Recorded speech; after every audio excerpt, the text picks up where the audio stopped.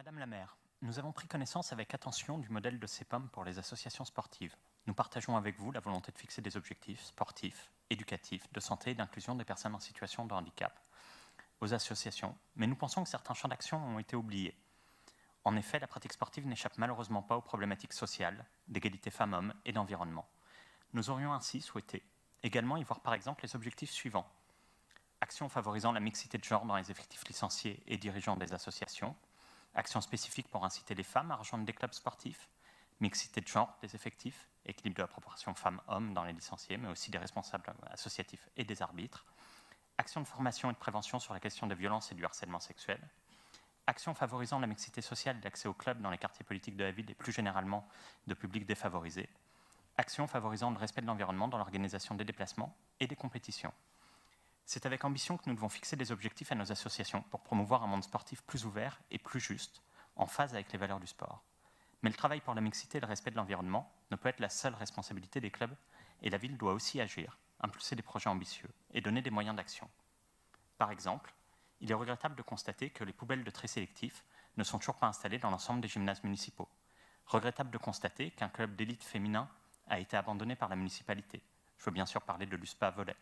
Regrettable de constater que vous n'avez pas mis en place de dispositifs spécifiques pour inciter les adolescentes à commencer ou continuer une pratique sportive, alors qu'on sait que c'est à cet âge-là qu'elles s'arrêtent massivement le sport. Regrettable de constater que vous n'avez pas pensé une aide financière pour que les familles précaires puissent accéder à une licence, à l'instar de ce que fait le conseil départemental pour les collégiens-collégiennes et la région pour les lycéens, lycéennes, notamment avec l'UNSS.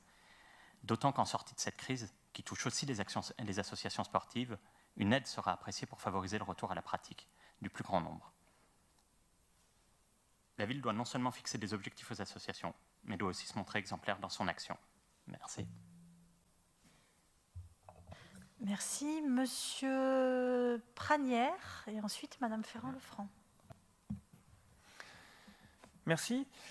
Tout à fait d'accord avec ce que vient de dire Monsieur Duponchel sur la demande de rajout de critères concernant le sport féminin, les questions de genre, la mixité et le respect de l'environnement. Je trouve que ces questions sont essentielles.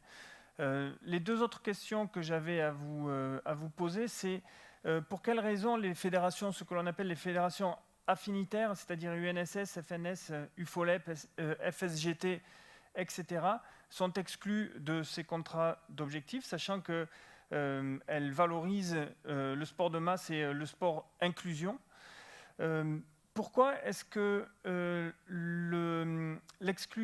l'exclusion des masters ou des vétérans dans le premier paragraphe, dans l'article 1, alors qu'il est question justement dans l'article 1.6 de valoriser les seniors, l'activité sportive des seniors de plus de 60 ans. Je ne comprends pas pourquoi ces catégories de population, qui sont de plus importantes à avoir des pratiques sportives régulières, et y compris de la compétition, sont exclus de ce dispositif. Enfin, le deuxième point que je souhaitais aborder, c'est celui d'associations qui peuvent bénéficier de financements publics ou de subventions par l'intermédiaire de ces conventions.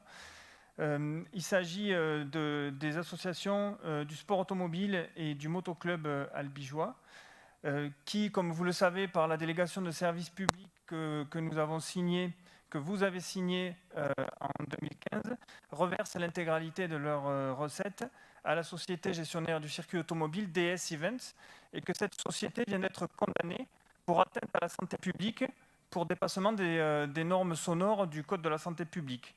Donc, comment est-ce que cette société peut encore bénéficier de largesse de l'argent public municipal quand elle enfreint la loi sur la santé?